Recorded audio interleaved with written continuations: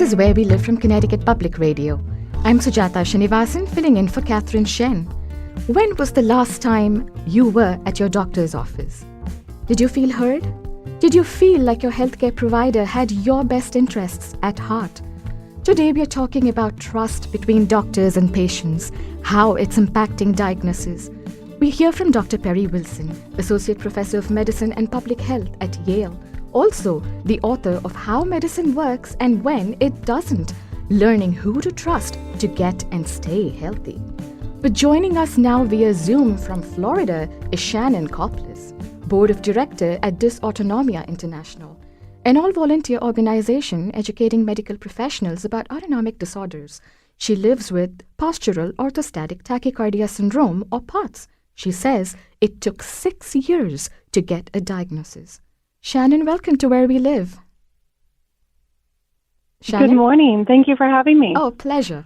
You can join the conversation 888-720-9677, 888-720-WNPR, or find us on Facebook and Twitter at Where We Live.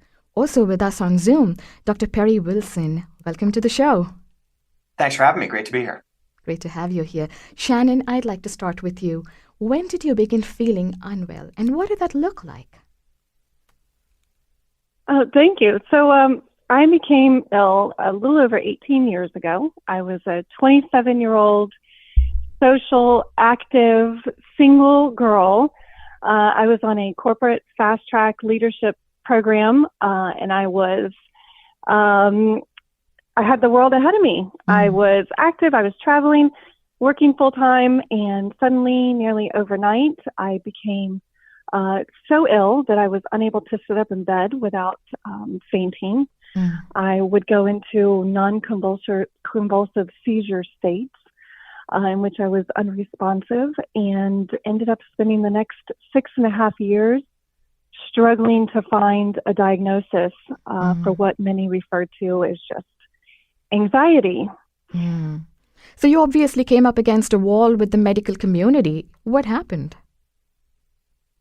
That's correct. With every ambulance ride to the local hospital, which, by the way, for decades has been one of the top 10 on USA Today's top best hospitals in the U.S., I would enter the doors in a gurney with my legs up, which of course alleviates a lot of the dysautonomia symptoms, and would be brought into a room and told it was anxiety, given Ativan or Xanax, and then sent home, only to be rushed back a few days later via ambulance again in an unresponsive state.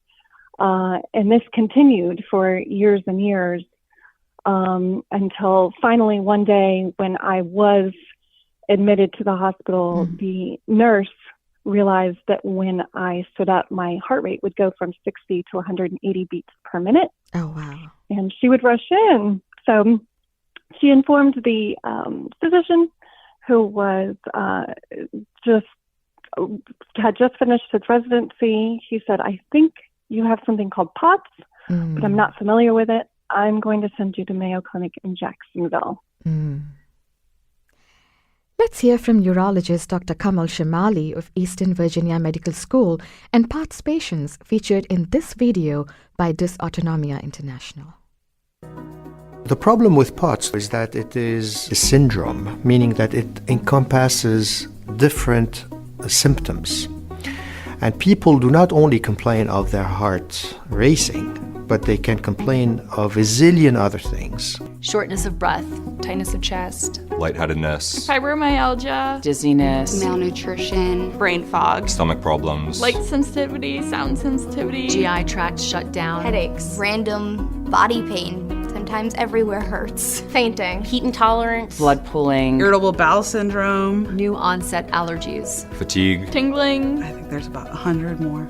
As you see, it's almost every organ of the body that is affected by this constellation of symptoms. POTS is not an isolated syndrome.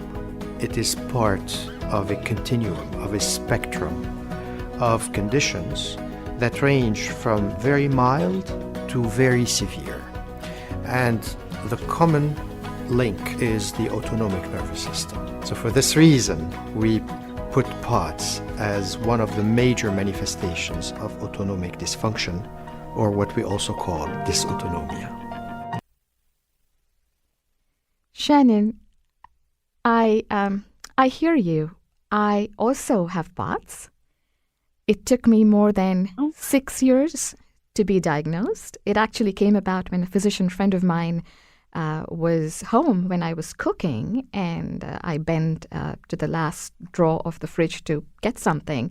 And when I stood up, I almost passed out. And she looked at me and she went, I think what you've been going through all these years is POTS. I think you have POTS. And I joked with her going, yeah, and I have PANS too. But then that started everything for me with an electrophysiologist, a cardiologist, confirming it and the process. But then there were ER visits. There were all these, these barriers up against the system, not being heard and not knowing where to go.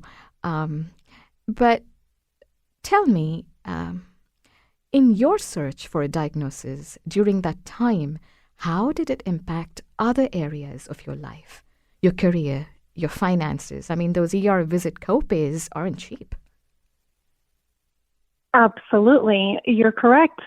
So at the time I became ill, I was working full-time, and my manager said to me, please don't come back because we're tired of calling 911 on you because you continue to have episodes and events here in the office. You become a distraction. So I, of course, went on short-term disability through my employer. I can tell you that 18 and a half years later, I have been able to maintain my career. I have continued to work full-time. However, I have been on short-term disability at least a dozen times throughout the past 18 plus years due to my POTS, the symptoms and such. Currently, I am on 8 prescription medications, none of which are FDA approved for POTS because there are no medications approved for POTS that are FDA approved currently. In addition, though, I have a home health care nurse who comes to my house anywhere between 1 and 3 times per week to start an IV infusion to increase my blood volume so that upon standing, I do not faint. I do continue to work full-time remotely. I'm happy to say I am in corporate finance, and my career has continued on the up and up during all of this, but it does definitely put a strain on the career, on your finances, on my family. I am married and have 2 small children, and they fortunately are my biggest support team. Well, it's wonderful that here you are today, things are going well. I mean, there are bad days, there are good days, but on the whole, I'm delighted to see how well you're doing. Now, tell me how much of the research you did yourself when patients are suffering and unable to find answers. I mean, it took 6 years for your diagnosis. In the meantime, did you Google? Were they online forums? Did you turn to the non-medical community? Absolutely. Unfortunately, when I became ill, this was 2005, and there really was not a lot online. I Googled my symptoms, which of course will scare anyone with the Google search results that often come up. So there really wasn't anything available, which is the reason why I devote so much of my time towards Dysautonomia International, the organization, because they are providing not only the patients, but also the caregivers and the medical community with so many opportunities to learn from one another. They're continuously providing new support groups. We have support groups in all 50 states, as well as 60 countries outside of the United States. And the support groups are extremely active. I lead the Florida support group, which we have dozens of posts throughout the day. And we have, by the way, more than doubled since COVID due to the prevalence of POTS diagnosis post-COVID. Right. But it is the support groups and the resources that the patients today can receive through Dysautonomia International as compared to what I was unfortunately unavailable to achieve or secure when I became ill, that makes me want to devote more time and resources to the community. Shannon, tell me how you found Dysautonomia International. Great question. So I had, in doing some online research, come across the Dysautonomia International annual conference. This was several years back, being held in Washington, D.C., and walked into the conference and was just amazed by the population of patients, caregivers, especially pediatric patients, and went and found the CEO and asked what I could do to help these patients and caregivers find the help that they needed. Now, briefly looking back, what do you think could have been done differently by the medical community that could have supported you better, that perhaps could have led to a diagnosis much sooner in that journey? So the biggest thing the medical community can do is be more aware of the fact that the forms of dysautonomia and POTS in particular, that S on the end of POTS stands for syndrome.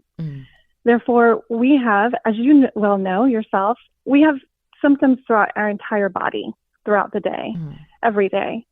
And it takes a well-trained and aware medical professional to put together the puzzle pieces that this patient is suffering from neurological issues, cardiac symptoms, gastrointestinal symptoms, and so forth.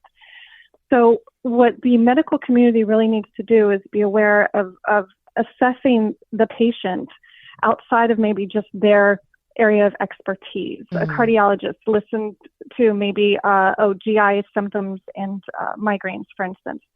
But really, in looking back at my instances, the dozens of times that I was in the ER, the POTS could have been easily identified had they just had me stand up.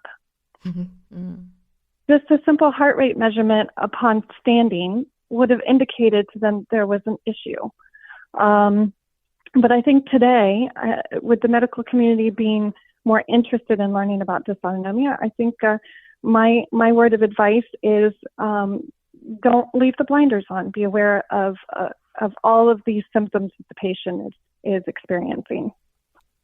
Dr. Wilson, I want to talk to you a bit about patients who don't, when they don't get answers from the medical community, either because the doctors don't know yet, and that's a fair thing because, doctors can't know everything. But if they face this wall of it's all in your head or, it's anxiety like the way Shannon did, and they turn to other places. I mean, right now we see a lot of that happening with social media. And you actually have a free course. I went and saw your course on Coursera. It's titled Understanding Medical Research. Your Facebook friend is wrong. Tell me about it. Yeah, I mean, so first of all, I just want to say how impressed I am that both of you have managed this condition, which can be so debilitating, so well, and are thriving as you are. And it's not. I'm not surprised to hear this story. It's a story I've heard a lot of times. Diverse symptoms being attributed to, psychiatric issues. This is particularly a problem for women. There's plenty of data that suggests that there's a systematic bias towards women in this form of misdiagnosis. It very much does happen, and people need to be aware of it. Doctors need to be aware of it as well. It is, of course, natural that when you're not getting answers, you're not getting the help you need, you will look elsewhere.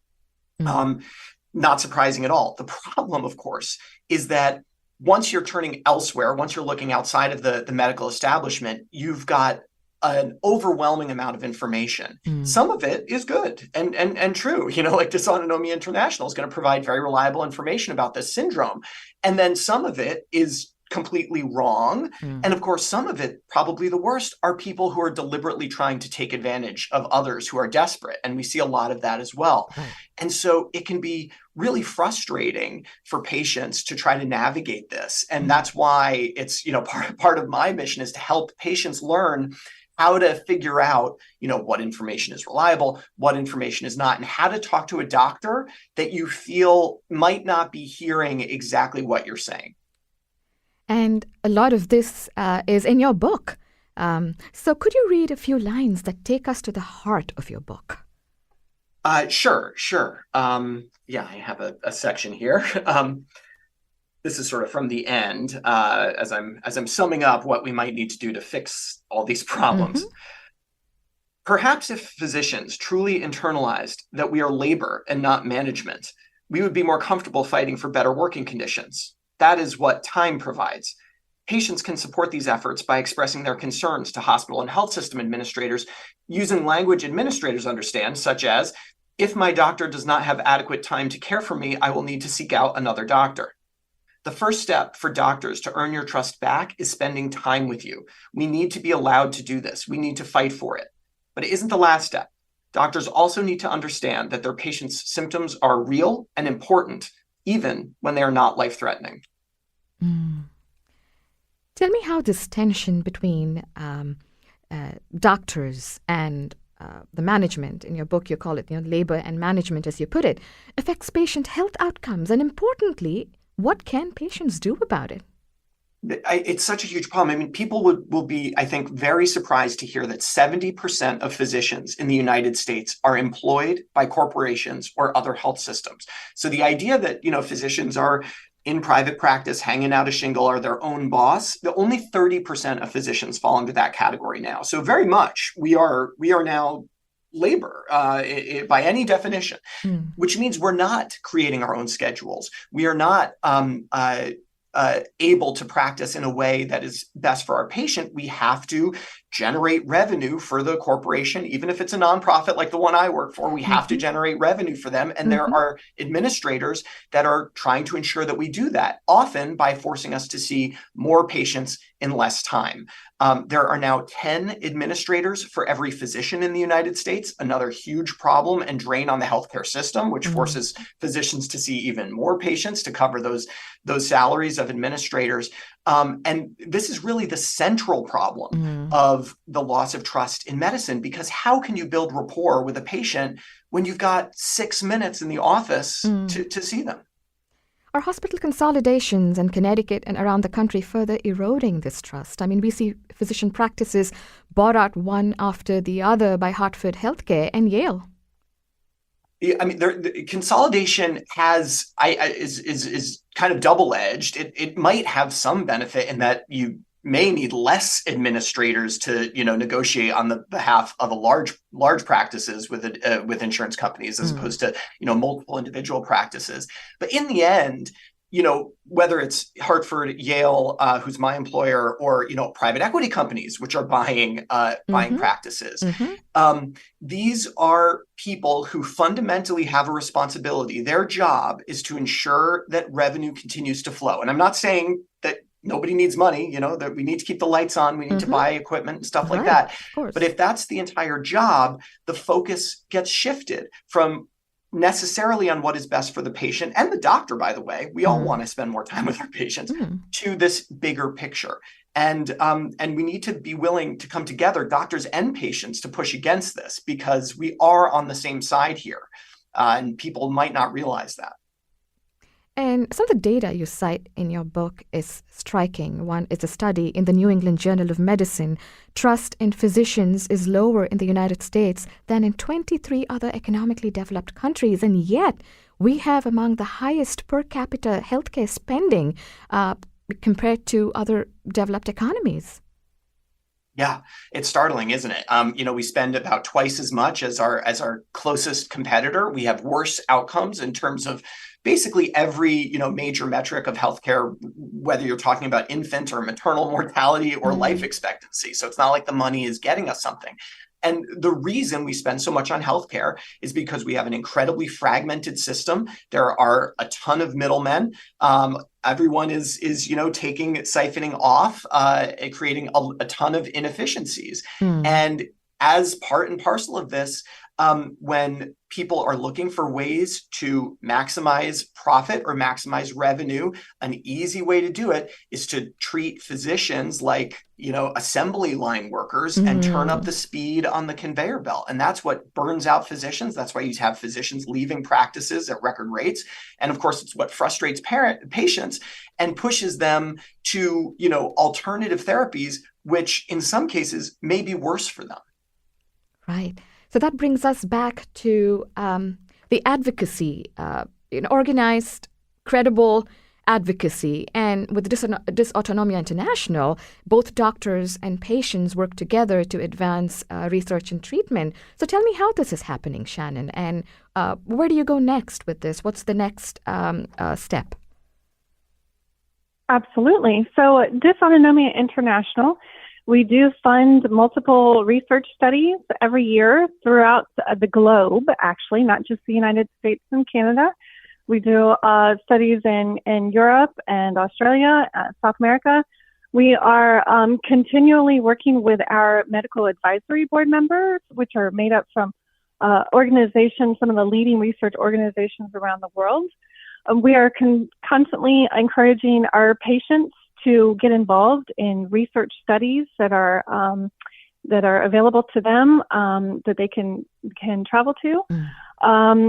We are always looking to educate the medical community through CME courses that are available throughout the United States as well as outside of the country.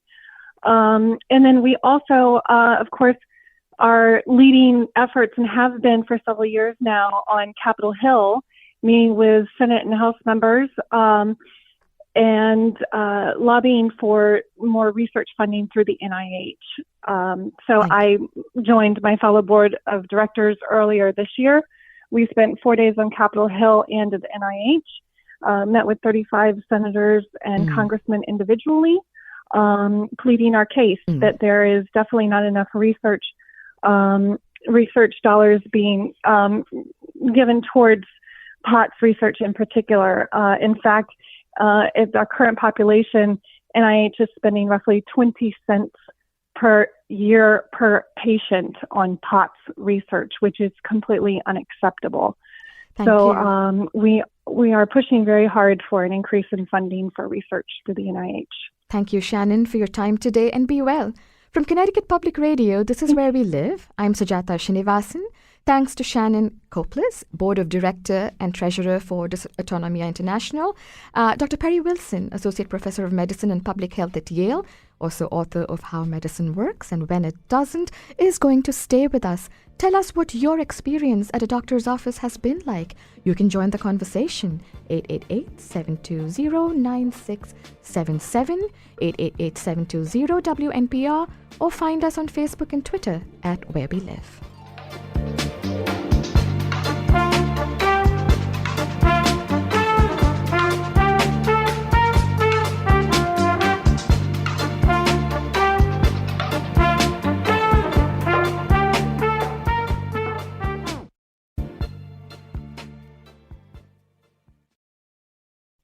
This is Where We Live from Connecticut Public Radio.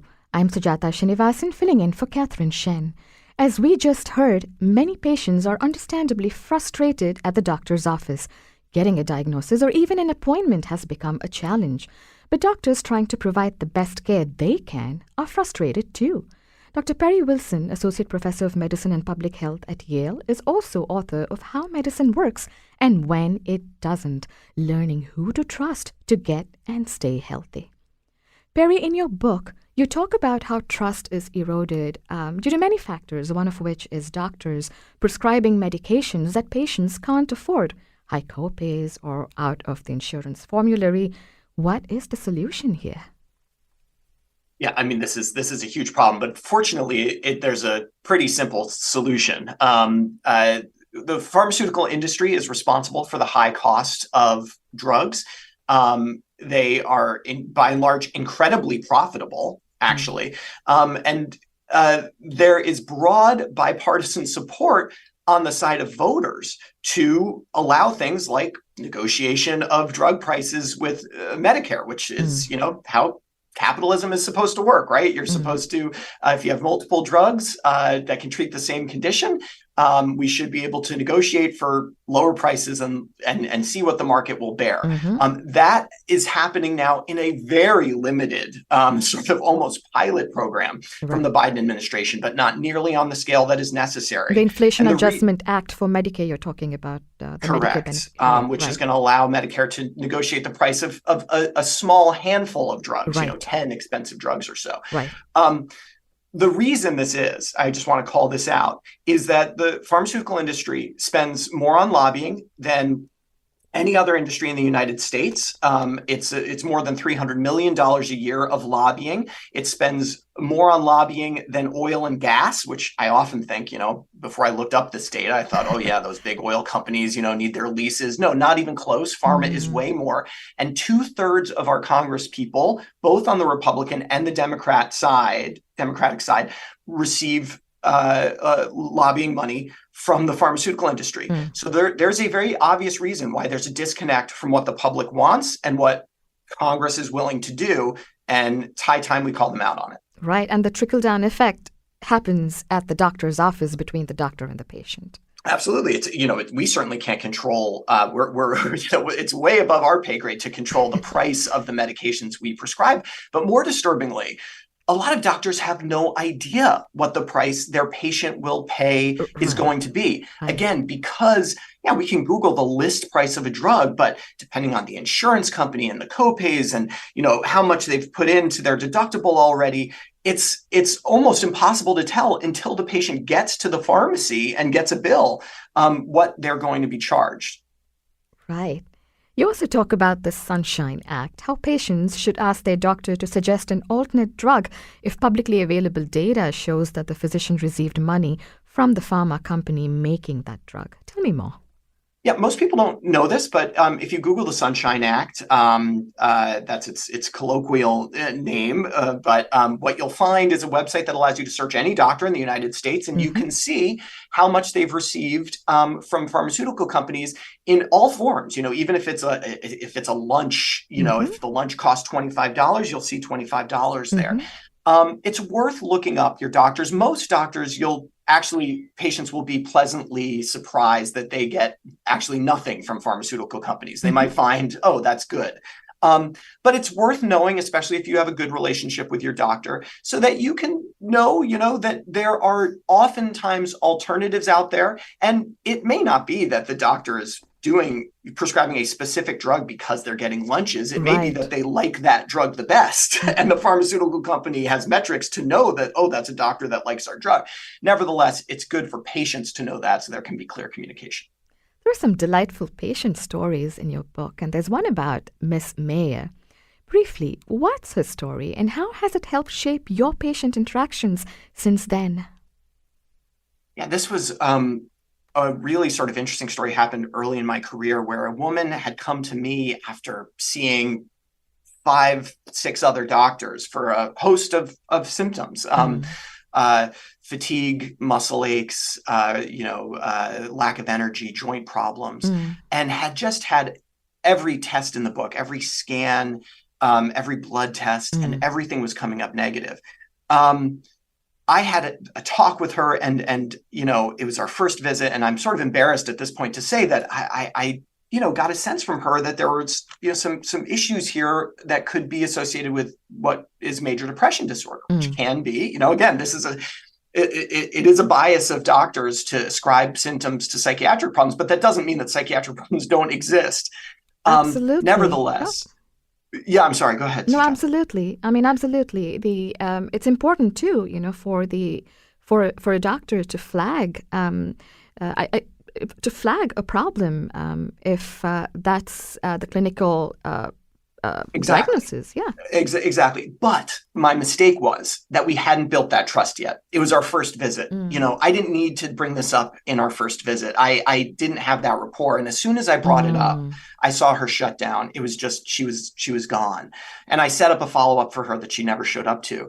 The coda to the story, though, is that I did see her again. I saw her when I was in the emergency room, and she had come in after suffering a seizure. And what had happened was she was on a water cleanse, and it's possible to drink enough water. You have to drink quite a lot if your kidneys work, but yeah, it's possible to drink enough water to give yourself a seizure, and that is what happened.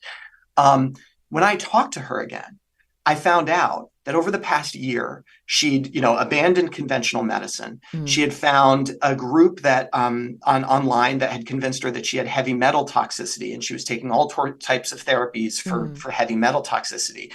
But she had actually had tests done which did not show heavy metal toxicity. Nevertheless, she was invested in this, and she told me that she felt better than she'd ever felt in her life. So I saw this person. I was like, okay, the data is suggesting you're not correct here. Nevertheless, and you had this horrible outcome, right? You had a seizure. You're in the emergency room, but she feels better. She's getting something that I didn't give her. And that might not be the correct diagnosis. In this case, I don't think it was. But what she had was community. What she had was people listening to her and validating her experiences.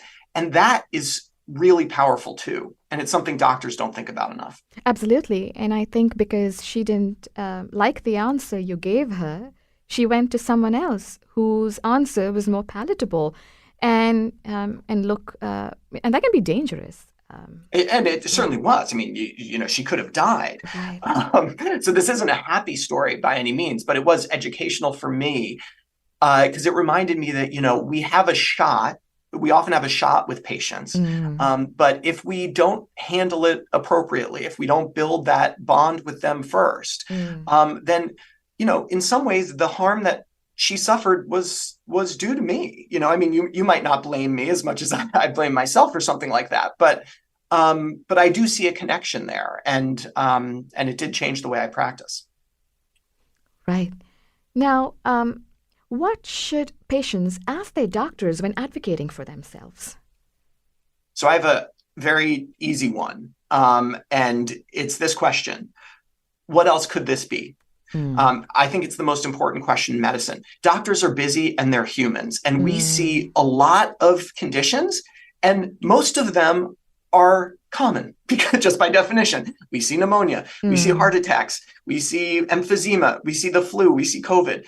We'll recognize that. But because of that, we tend to say, okay, well, if you cough and you've got a fever and you've got something on your chest x-ray, it's probably pneumonia, and here's the antibiotics for pneumonia. And we're usually right.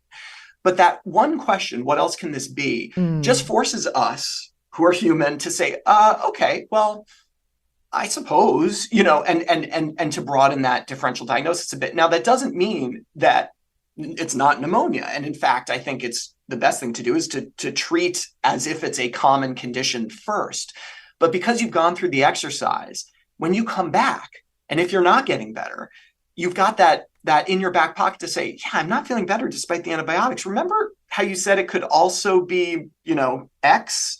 Maybe now's the time to think about that. And it just changes the tenor of the conversation in a very non-adversarial way. Absolutely, Perry. And again, we go back to the lack of time being at the heart of this problem, because to have that discussion, what else can it be? Your physician's in and out the door in a couple of minutes. So we have a comment from our one of our listeners, Kate from Cheshire. And Kate says she has a very medically complex problem. She works as a social worker, and she says she turns to the Columbia University's narrative medicine program to look up for about symptoms and conditions. And she says what's missing in healthcare is doctors having the time to listen to patient narratives, understand their meaning of lived experience, being rushed, being pressured by insurance, specialists not collaborating with internists, things that get in the way of the larger patient story. I couldn't agree more. I mean, this is, and it's not just me. If you talk to any doctor, if you talk to your doctor, they will complain about how many patients they are being forced to see in a given day. And again, being forced, I'm using that term because most doctors are employees now. They are labor. They work for some other company. And that is probably the number one thing that needs to be sort of reformed about how we handle healthcare in this country. And there's various ways to do that. It's not all insurance reform and pharmaceutical reform, although that's part of it. It's probably also payment reform, because we pay a lot more for things like procedures, surgeries, colonoscopies, cardiac catheterizations, than we do for office visits, even if they might take the same time. And of course, yes, it takes a lot of skill to do those procedures, and there is a difference there. But there is some value potentially to rebalancing that to allow people to spend a little more time with their patients. I can see how part of the frustration for a physician might come from the fact that so many of these variables are out of one's control. However, what's within one's control is the capacity to listen, to humanize a person's life, and to look at a patient as a person. And I felt deeply when I read about the story of Mrs. Ambrose in your book and the promise of a hot dog. Briefly, tell our listeners, please. Oh, I love this woman. This was not a patient technically of mine. I was in the hospital seeing her brother. She's an older woman, and she lived with her brother all her life, never married, no kids, and her brother was dying. And she was there at the bedside, and I was talking to her, and a priest had just come in and given her some platitudes about, what was happening with her brother. And she looked at me, and I know I can't swear on NPR, but she said, it's always the same S word with them, which I kind of thought was hilarious. And we commiserated on, being bad Catholics together. And we just struck up a she wasn't my patient. We just talked, and eventually she left, and by some sort of, I don't know, just kismet, 6 months later, I'm attending on the wards, and she's my patient now. She was admitted with not that sick, fortunately, but needed to go to a rehab facility after the admission.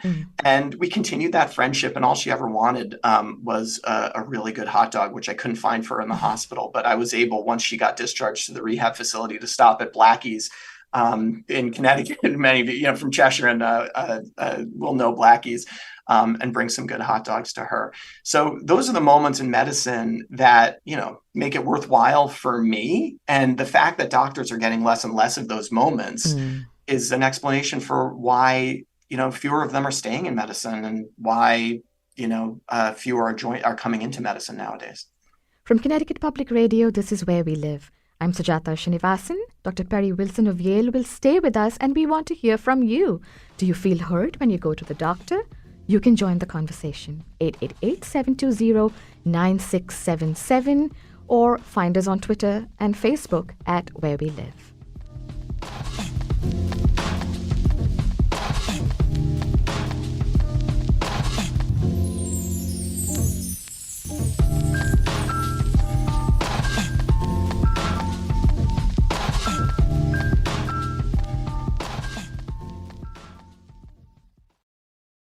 This is Where We Live from Connecticut Public Radio. I'm Sujata Srinivasan. Today we are talking about our doctors and the conversations we have in the doctor's office. How much access do you have to your doctor? Do you wish you could call your doctor with a question and get them on the phone pretty much right away? Joining us on Zoom to talk about a different model of care is Dr. Vasant Kainkaryam. He's a direct primary care physician in Connecticut. Vasant, happy to have you on Where We Live. Thanks, Sujata. Happy to be here. Staying with us, Dr. Perry Wilson of Yale, author of How Medicine Works and When It Doesn't. People say they're stuck with long wait times to get an appointment with their regular physician. Longer for specialists. Here's one patient, Amy Lundberg, I interviewed recently. She works in a school in Bolton. It was months out before I could get an appointment. Then they called and they're like, oh, we can't see you because you haven't been here in over 3 years. So now I need to find a new doctor. I can't have kids because of stage 4 endometriosis, which I never knew. If I had gone sooner, I may not have been, where I'm at now. Vasant, could you share with our listeners what the doctor-patient relationship in the direct primary care model looks like compared to traditional primary care? Are they seen sooner? Yeah, so the really neat part about the direct primary care model is that it takes out a lot of the people that are in between, right? Like Dr. Wilson had mentioned. And it's a monthly membership based model where patients pay a low monthly membership fee, in our practice, $50 to $100 a month. And that gives them direct access with texting, emails, phone calls. And so it allows us to give patients a lot quicker access and a lot easier access. So it definitely really helps with the access problem in many ways. What's the payment structure here? Is it all self-pay, or what about patients with insurance? Great question. So, one of the biggest differences between concierge medicine and what we do is that in concierge medicine, the retainer fees are pretty high, anywhere from $5 to $10,000 a year, and they often bill insurance as well. In the direct primary care model, it's like I tell people, think of the old school doc from 70 years ago in an Amazon Prime subscription. So they may have insurance, they may not have insurance. They may have Medicare or Medicaid or live paycheck to paycheck, but everyone just pays that low monthly membership. And so when they come in, there's no copays, it doesn't trigger a deductible. So it makes healthcare a lot more affordable and a lot easier. What about when a patient needs to see a specialist, or what happens during a medical emergency? Yeah, and so those are cases, right? So this is direct primary care. And so it's very, we explain to our patients that this does not cover catastrophic events. It does not cover major medical expenses. And patients typically, some patients say, you know what, doc, I can't afford anything else. Other patients keep some type of health insurance, whether it's just, really high deductible. And then some patients go for medical cost sharing or health shares, which are health insurance alternatives that seem to be gaining a lot more popularity. But Vasant, since you're independent, you do have the ability to refer patients to any of the larger hospital systems to see specialists, I understand. Absolutely. So, I'm on medical staff at the large health systems here, outpatient medical staff. So I have direct access to specialists. And, oftentimes if I need a patient to see a specialist, I bypass the entire system and I go doc to doc and I reach out to the other doctor directly. And it's oftentimes their office is calling my patient to schedule the appointment. So part of, as Dr. Wilson said, the doctor has to understand how the system works to be able to use the system to advocate for their patient. Talking about advocacy for patients, we have a comment from Rick from Bethany. Shout out to retired doctor of mine, Dr. Stephen Blander. I don't know where you are, but you were the best doctor I ever had. Now,